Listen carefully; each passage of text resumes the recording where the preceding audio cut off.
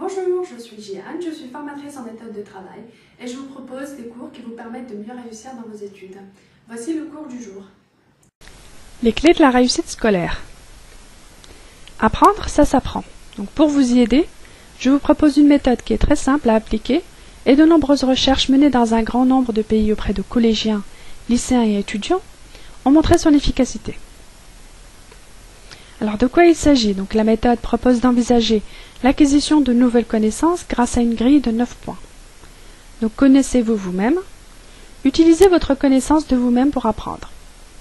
Sachez où vous allez, donc ayez un projet professionnel. Développez votre vocabulaire scolaire. Réfléchissez sur vos méthodes de travail.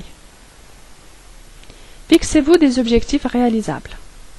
Soyez motivé. Prenez du recul et faites votre bilan scolaire au fur et à mesure.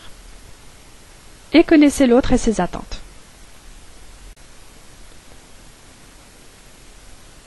Il est très important de se connaître soi-même.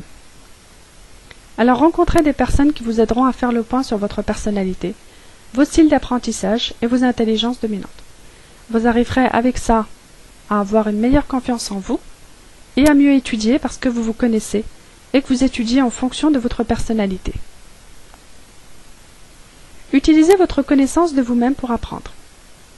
Donc utilisez votre personnalité, vos styles d'apprentissage, vos intelligences dominantes, vos défauts et également vos qualités. Utilisez le fonctionnement universel de l'attention, de la mémoire, pour adopter des stratégies d'apprentissage efficaces. Nous avons presque tous le même fonctionnement concernant l'attention et la mémoire sur des points principaux.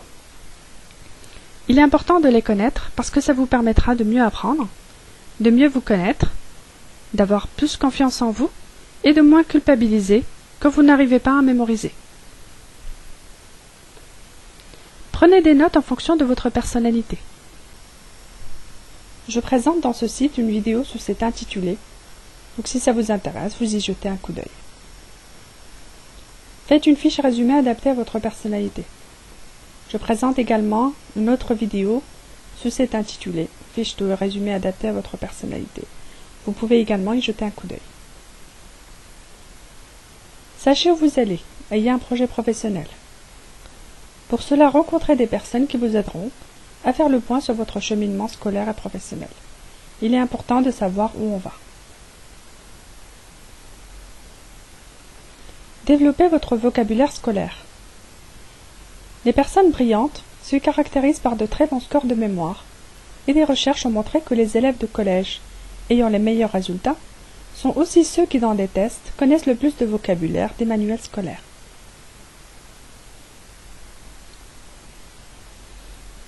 Réfléchissez sur vos méthodes de travail. Il n'est pas toujours nécessaire de travailler plus ou de mettre plus d'efforts. Il est souvent bien plus avantageux de s'y prendre différemment.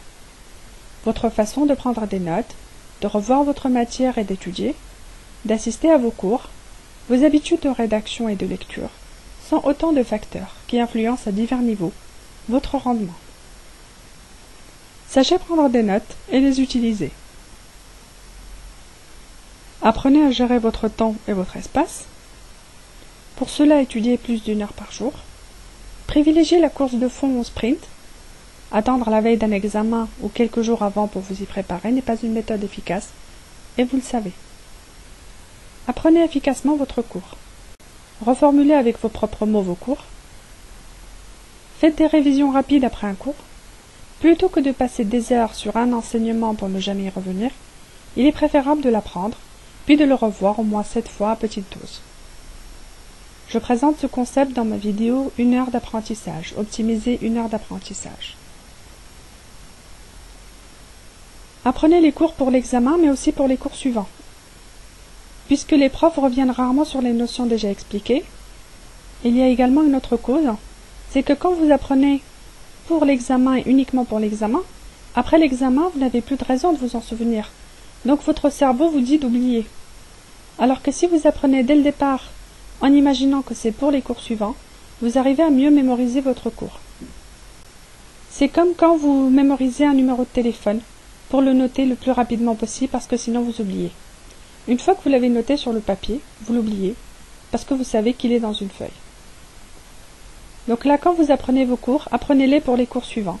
Parce que si vous les apprenez pour l'examen, après l'examen, vous n'aurez plus de raison de vous en souvenir et votre inconscient vous les fera oublier. Utilisez les moyens mnémotechniques pour retrouver les choses que vous n'arrivez jamais à retenir. Je vais bientôt présenter une vidéo sur les moyens mnémotechniques.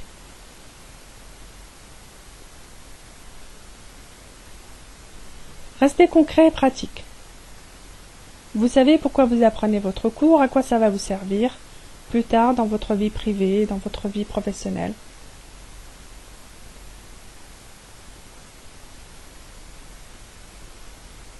Faites-vous une représentation de ce que vous avez à apprendre sous forme d'évocation visuelle, auditive ou par écrit.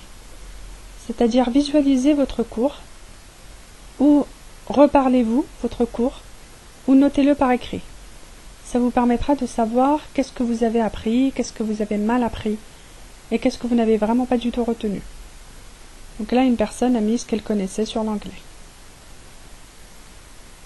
Reliez les nouveaux contenus à ce que vous savez déjà. Reliez la leçon du jour avec les leçons précédentes. Vous en êtes. Et ça vous permettra de faire des associations d'idées. Et le cerveau aime beaucoup faire des associations d'idées pour mieux mémoriser. Donc ça, c'est un schéma qui a été réalisé par une lycéenne de niveau terminal sur le sujet de la mathématique pure. Fixez-vous des objectifs réalisables. Et soyez motivé. Veillez à être dans de bonnes conditions mentales et physiques. Assistez à tous les cours et faites les efforts demandés par les enseignants pour réaliser les activités d'apprentissage proposées en classe. Consacrez un temps raisonnable à un travail rémunéré. Certains étudiants peuvent travailler 25 heures par semaine, mais pour plusieurs, travailler plus de 15 heures par semaine devient une menace à la réussite scolaire. Prenez du recul et faites votre bilan scolaire au fur et à mesure. Faites un bilan général de vos points forts, de vos points faibles, de vos difficultés. Cela vous permettra de mieux vous connaître. Faites un bilan sur une matière précise. Quelles ont été vos performances pendant un examen? Qu'est-ce que vous avez bien fait?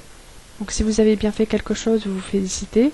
Quels sont les points faibles que vous devez améliorer pour les examens suivants? C'est en faisant ce bilan au fur et à mesure que vous arriverez à mieux améliorer vos notes. Comme un sportif. Le sportif, quand il a une performance, juste après sa performance, il fait toujours un bilan pour pouvoir s'améliorer. Connaissez l'autre et ses attentes, le professeur. Le professeur est une personne qui est différente de vous, qui raisonne d'une façon différente à vous. Pour cela, il faut connaître son professeur. Donc, quels sont les types de questions qu'il pose? Est-ce qu'il pose surtout des questions ouvertes, des questions fermées, des QCM? Quelles sont ses attentes? Est-ce que dans l'examen, il veut que vous appliquiez la leçon? Il veut que vous expliquiez la leçon? Il veut que vous utilisiez les données apprises pour faire une dissertation, par exemple? Il veut que vous lui donniez la règle? Il veut que vous lui montriez beaucoup d'exemples pour bien lui montrer que vous avez bien compris? Donc, quelle est sa personnalité? Qui est-il? Autre paramètre très intéressant, est-ce qu'il privilégie la qualité ou est-ce qu'il privilégie la quantité? Ça permet un peu de doser combien d'éléments on va mettre dans notre réponse. Pour réussir votre scolarité, appliquez les 9 points suivants. Connaissez-vous vous-même. Utilisez votre connaissance de vous-même pour apprendre. Sachez où vous allez, donc ayez un projet professionnel. Développez votre vocabulaire scolaire. Réfléchissez sur vos méthodes de travail. Fixez-vous des objectifs réalisables. Soyez motivé. Prenez du recul et faites votre bilan scolaire au fur et à mesure. Connaissez l'autre et ses attentes. Je suis en train de diffuser des vidéos concernant le point 5. Développez vos méthodes de travail. Vous trouverez mes vidéos sur ce même site. Optimiser une heure d'apprentissage, optimiser la durée d'apprentissage avec le CPA, etc. Je compte diffuser bientôt des vidéos vous permettant de développer les points 1, 2, 3, 7, 8 et 9. De votre côté, travaillez le point 4 et 6. Développez votre vocabulaire scolaire et fixez-vous des objectifs réalisables. J'espère que ce cours vous permettra de connaître les clés de la réussite scolaire. À bientôt!